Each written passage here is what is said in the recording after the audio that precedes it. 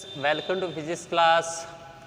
आज अपने BSc second year और फाइनल ईयर का प्रैक्टिकल जो बैंड गैप है उसके बारे में करेंगे और उसको डिस्क्राइब करेंगे आगे।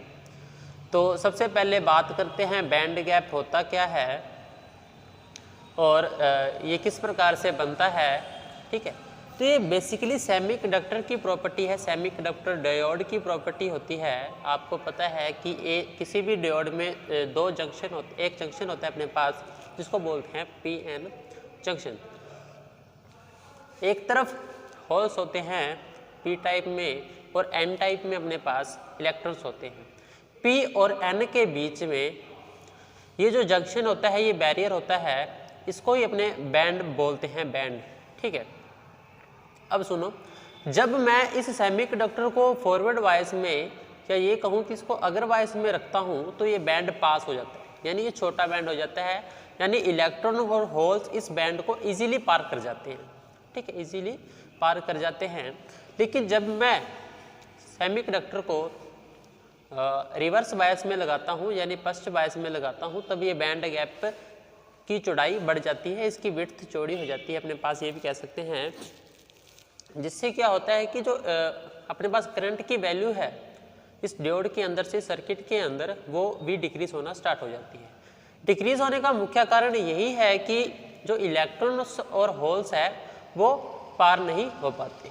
ठीक है, तो इसका मेनली इफेक्ट टेम्परेचर पर पड़ता है। अगर मैं टेम्परेचर की वैल्यू को ज़्यादा रखता हूँ तो बैंड गैप में से इलेक्ट्रॉन्स ज़्यादा संख्या में पार करेंगे, आपको भी ध्यान है।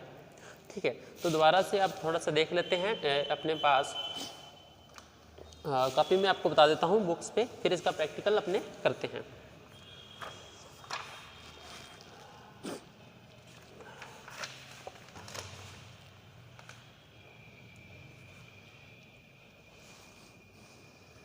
एक से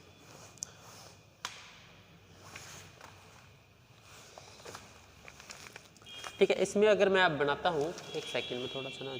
तो स्टूडेंट्स, अब मैं आपको बताता हूँ कि जो बैंड गैप है किस प्रकार से ये बनता है।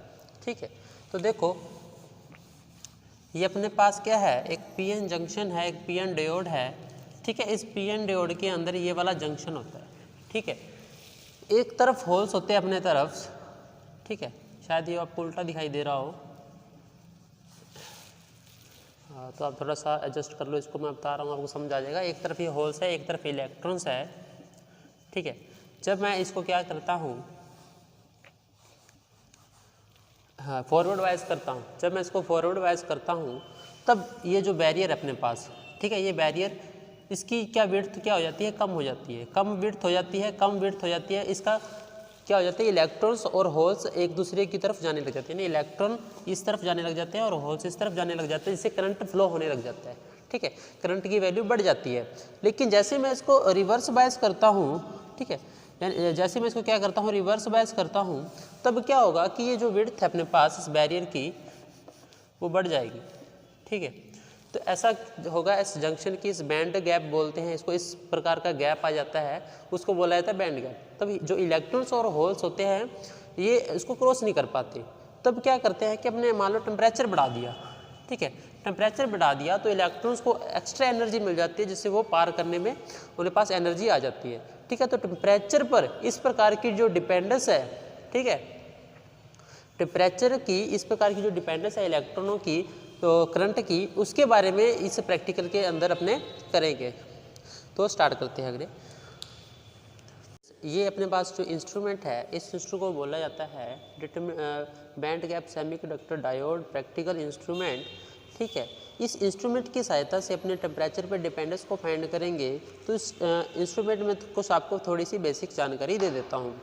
ठीक है, तो यहाँ पर अपने पे क्या लगा हुआ है, एक डायोड लगा हुआ है, पीएन डायोड लगा हुआ है।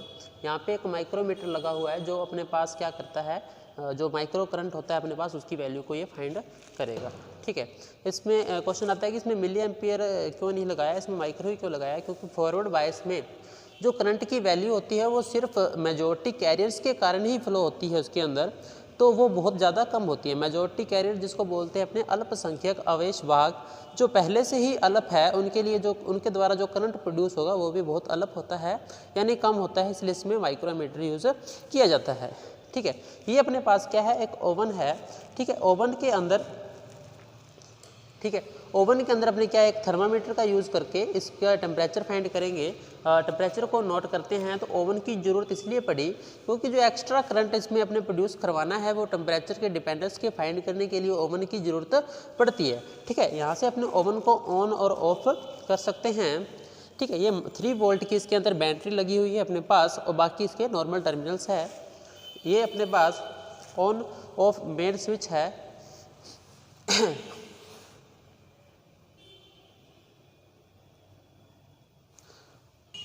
ठीक है। ये एक प्रैक्टिकल फाइल है, इसके अंदर मैं आपको इसके सर्किट के बारे में समझाने के करता हूँ प्रयास। देखो मैंने क्या कहा था कि ये फॉरवर्ड बायस हो सकता है, तो देखो किस प्रकार से ये फॉरवर्ड बायस, ये अपने पास पी एन जंक्शन है, पी को मैंने नेगेटिव से जोड़ा है और नेगेटिव जो अपने पास है इसका यानी एन पार्ट है जो वो उसकी मैंने पॉजिटिव पार्ट से जोड़ा है, ठीक है। बैटरी का पॉजिटिव पार्ट जब नेगेटिव पार्ट से जुड़ता है और बैटरी का पॉजिटिव पास जब नेगेटिव से जुड़ता है और नेगेटिव पॉजिटिव से जुड़ता है, इस प्रकार की जो कॉन्फ़िगरेशन होती है इसको बोला जाता है रिवर्स बायस, ठीक है, फर्स्ट बायस, ठीक है। ये इसका बेसिक डायग्राम था, इसको मैं थोड़ा सा प्रैक्टिकली डायग्राम दिखाऊं तो इसके अंदर यहाँ पे मैं एक थर्मामीटर लगाता हूँ पी एन जंक्शन के बिल्कुल बीच में, क्योंकि यहीं पे इसका ओवन लगा होगा, ठीक है। और बाकी इसका बेसिक सेम स्ट्रक्चर है, ठीक है। यहाँ पे एक माइक्रोमीटर मैंने लगा रखा है, तो चलो इसको मैं स्ट्रक्चर आपको इसका कनेक्शन करके दिखाता हूँ, ठीक है। सबसे पहले आप देखो मैं कुछ वायर्स ले रहा हूँ, इस वायर्स में सबसे पहले आप देखना, मैं सर्किट कंप्लीट करूँगा उसके बाद आप देखना कौन सा अपने को ये रिवर्स वायर्स में होना चाहिए, ये अपने को ध्यान रखना है, ठीक है। तो मैं ये नेगेटिव पार्ट बैटरी के पॉजिटिव पार्ट से जोड़ रहा हूँ क्योंकि मेरे को क्या करना है, रिवर्स वायर्स। अगर मेरे को फॉरवर्ड बाइट करना होता तो नेगेटिव को नेगेटिव से मैं कनेक्ट करता, ओके। अब देखो ये नेगेटिव पार्ट वैसे तो बैटरी के पॉजिटिव पार्ट से जुड़ेगा, लेकिन मेरे को बीच में माइक्रोमीटर जोड़ना है, तो पहले बैटरी के माइक्रोमीटर के नेगेटिव से और इसका जो पॉजिटिव है इसके पॉजिटिव से मैं कनेक्ट कर देता हूँ। तो इस प्रकार से इसका कनेक्शन फुली रूप से पूरा हो जाता है अपना पास। अब अपने मैं इसके अंदर एक थर्मामीटर लगा देता हूँ, ठीक है। ये थर्मामीटर है, ठीक है। ये अपने पास 60 अपने पास ये 100 300 तक है अपने पास, लेकिन इतने अपने पास वैल्यू नहीं ज़रूरत पड़ेगी इसकी, ठीक है। तो ठीक है, मैं इसको सबसे पहले ऑन करता हूँ यहाँ से, ठीक है। जैसे मैं इसको ऑन करता हूँ, ये ओवन मैंने ऑफ रखा है शुरू में ठीक है, तब अपने पास करंट की वैल्यू कुछ ना कुछ शो हो रही है, ठीक है। ये जो वैल्यू है ये अपने पास किसके कारण शो हो रही है, ये मेजॉरिटी कैरियर्स के कारण यानी अल्पसंख्यक आवेश वाहक के कारण ऐसा हो रहा है अपने पास। और जैसे मैं इसको ऑन करता हूँ जैसे मैंने ओवन को ऑन किया, ये थर्मामीटर में टेम्परेचर की वैल्यू क्या है, थर्मामीटर में टेम्परेचर की वैल्यू बढ़ने स्टार्ट हो जाएगी।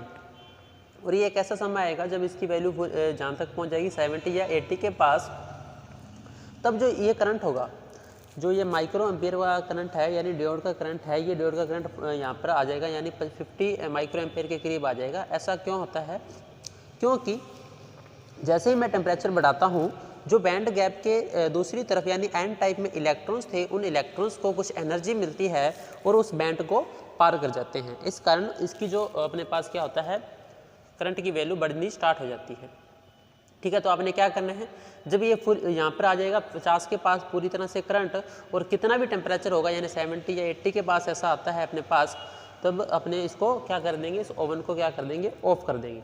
जैसे ही इस ओवन को ऑफ करेंगे, ये टेम्परेचर की वैल्यू क्या है, कम होना स्टार्ट हो जाएगी।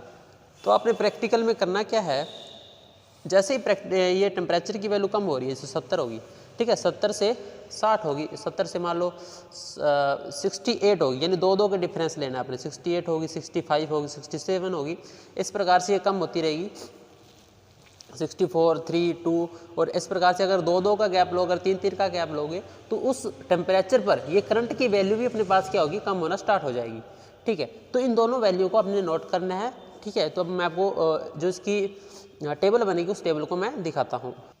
देखो अब इसमें अंदर आप देख सकते हो कि इसने एक टेबल बना रखी है, तो इस टेबल में आप ध्यान से देखो तो सबसे पहले यहाँ पे अगर इसने गलत लिख रखा है, मतलब पहले टेम्परेचर आना चाहिए फिर करंट आना चाहिए। तो पहले टेम्परेचर की वैल्यू यहाँ पे देखो T है, ये 66 पे इसकी करंट की वैल्यू 50 आ रही थी, ठीक है। उसके बाद ये रेगुलरली इसने ओवन बंद कर दिया तो 60 से 64 करंट की वैल्यू भी कम होना स्टार्ट हो जाती है। तो ये ऐसे लगभग कम होती रहती है और लगभग 10 तक यानी 10 या 11 वैल्यू आपने ले लेनी है, ठीक है। इस प्रकार करंट की और टेम्परेचर की वैल्यू आ जाएगी। इसके बाद जो टेम्परेचर आपने डिग्री सेल्सियस में लिया था उसको केल्विन में चेंज करना है और इस केल्विन के साथ 10⁻³ के साथ ये वाली वैल्यू निकालनी है आपने। और उसके बाद जो करंट निकाला था ना शुरू में I माइक्रो एम्पियर, उसकी लॉग वैल्यू आपने ले लेनी है, ठीक है। इतना करने के बाद आपके पास एक ग्राफ बनाना है। ये ग्राफ बनेगा लॉग करंट के बीच में और 10⁻³ के बीच में ये ग्राफ बनेगा। तो जैसे ग्राफ बनेंगे तो एक स्ट्रेट लाइन अपने पास मिलेगी। तो इसके अंदर मैं बीच के कोई 2 पॉइंट लेता हूँ, यानी एक यहाँ से ले लेता हूँ एक यहाँ से, तो अपने पास 2 वैल्यू बन जाएगी। अपने को जो स्लोप निकालते हैं ना, तो स्लोप की तरह अपने AB/BC यहाँ से निकाल लेंगे। तो जो स्लोप आएगी वो उसका बैंड गैप होगा, ठीक है। तो आप इस स्लोप को इस फॉर्मूले में यूज़ करके यानी AB/BC निकाल के इस फॉर्मूले में आप यूज़ कर सकते हो। यहाँ से अपने बैंड गैप की वैल्यू निकल जाएगी, ठीक है। तो इस प्रकार से ये प्रैक्टिकल आपका पूरा हो जाएगा, ठीक है। बाकी करेंगे अपने। तो इस प्रकार से ये प्रैक्टिकल कंप्लीट होता है। दोबारा से इसकी थोड़ी सी प्रोसेस और बता देता हूँ कि सबसे पहले इन सर्किट को आपने जोड़ना है। सर्किट जोड़ने के बाद इस करंट की टेम्परेचर को आपको 70 या 60 के पास लेके जाना है जब तक ये करंट की वैल्यू पूरी ना हो जाए, ठीक है। उसके बाद आपने इस ओवन को बंद कर देना है और ओवन टेम्परेचर है वो धीरे धीरे कम होना स्टार्ट हो जाएगा और साथ में उसके करंट की वैल्यू भी क्या होना कम होना स्टार्ट हो जाएगी और इन दोनों के मध्य ग्राफ बनाना है। इसके बाद वो टेबल बनेगी, उस टेबल के साथ आप स्लोप निकाल लोगे ग्राफ बनाकर और उसको एक फॉर्मूले में यूज़ करके आप बैंड गैप की वैल्यू निकाल सकते हो। तो इसके बाद ये प्रैक्टिकल आपका काम कंप्लीट हो जाता है, ठीक है। तो आज के लिए इतना काफ़ी है, बाकी करेंगे नेक्स्ट क्लास में। धन्यवाद।